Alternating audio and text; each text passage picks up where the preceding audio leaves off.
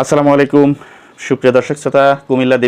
কুমিল্লা দেবিদার একজন ভূমি কর্মকর্তা, যে উপকমিশনার এসিল্যান্ডের বিরুদ্ধে এই দুইজন সাংবাদিক এসিল্যান্ডের একটা ভিডিও করার কারণে তাদেরকে হাত কড়া পরিয়ে তাদেরকে থানায় পাঠানো হয়েছে।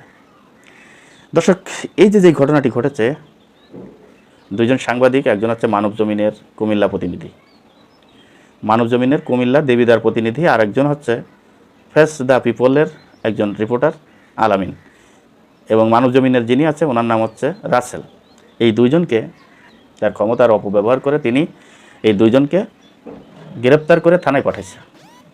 এখন কথা হচ্ছে, যদি একজন এসিল্যান্ড তার অন্যায় ঢাকার জন্য যদি সাংবাদিককে হাত কড়া লাগানো হয়, কিংবা সাংবাদিকের বিরুদ্ধে যদি হাত কড়া পরিয়ে তাকে থানায় পাঠানো হয়, তাকে মামলা দেওয়া হয়, তাহলে এই দেশে দুর্নীতি করতে সুবিধা হবে। যাই হোক, সেই দুর্নীতি করতে সুবিধা হবে, সেই এসিল্যান্ড যেটা আশা করেছিল সেটি তার মনের আশা পূর্ণ হয় নাই। পরের দিন আমরা দেখলাম যে সেই এসিল্যান্ডকে সেখান থেকে প্রত্যাহার করা হয়েছে। এই যে কাজটি করেছে সরকার, এটি হচ্ছে জনগণের সরকার, এটি হচ্ছে গণতন্ত্রের সরকার। কারণ সাংবাদিকরা বিভিন্ন সরকারি কর্মকর্তার অনিয়ম তুলে ধরবে, এটা হচ্ছে সাংবাদিকদের কাজ। তারা ভিডিও করবে, তারা বক্তব্য নেবে। এই কাজগুলো করতে গিয়ে যদি হেনস্থার শিকার হয়, তাহলে তো এদের বিরুদ্ধে, তারা অনিয়ম করলেও তাদের বিরুদ্ধে কেউ কথা বলবে না, তাদের ভিডিও করবে না, তাদের খবর প্রচার করবে না, তাদের যেই অপকর্ম এগুলো প্রচার করবে না, তাহলে তাদের দুর্নীতি করতে সুবিধা হবে। এই জন্য এই যে তাকে প্রত্যাহার করা হয়েছে, এই জন্য তো এই সরকারকে ধন্যবাদ দেওয়া উচিত, অবশ্যই ধন্যবাদ দেওয়া উচিত। কারণ এসিল্যান্ড বলেন, পুলিশ কর্মকর্তা বলেন, সরকারি যে কোনো দপ্তরের কর্মকর্তা বলেন, সবাই কিন্তু এই জনগণের চাকর।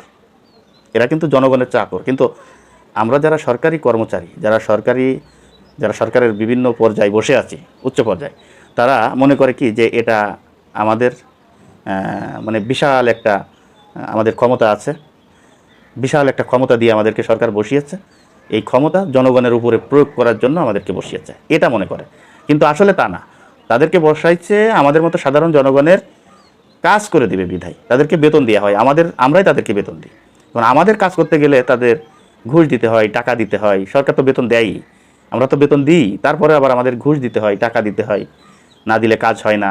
এই একটা অবস্থা শুরু হয়েছে, বিশেষ করে ভূমি মন্ত্রণালয়, ভূমি অধিদপ্তরে, ভূমি অফিসে, এই সমস্ত জায়গায় বেশি আছে যে দুর্নীতি হয়। তো এখন এই সাংবাদিকদেরকে তার ক্ষমতার যেই অপব্যবহার সেটি করেছে সাংবাদিকরা, হাত কড়া তাদেরকে পরিয়ে থানায় পাঠানো হয়েছে। পরের দিন এই ফুটেজগুলো ভাইরাল হওয়ার পরের দিন দেখেন যে এসিল্যান্ডকে সেখান থেকে প্রত্যাহার করা হয়েছে। তাই এই ক্ষমতার অপব্যবহার যারা করবে তাদেরকে সাথে সাথে শাস্তি দেওয়া উচিত বলে আমি মনে করি। তাহলে দেখবেন যে পরবর্তীতে আর এরকম করার সাহস কেউ পাবে না। দর্শক, আজ এই পর্যন্ত। যদি ভিডিওটি ভালো লেগে থাকে, আপনাদের কাছে অনুরোধ থাকবে ভিডিওটি বেশি বেশি করে শেয়ার করবেন, লাইক করবেন, এবং আপনাদের মতামত আপনারা কমেন্ট বক্সে জানিয়ে যাবেন। দর্শক, ভালো থাকবেন, সুস্থ থাকবেন।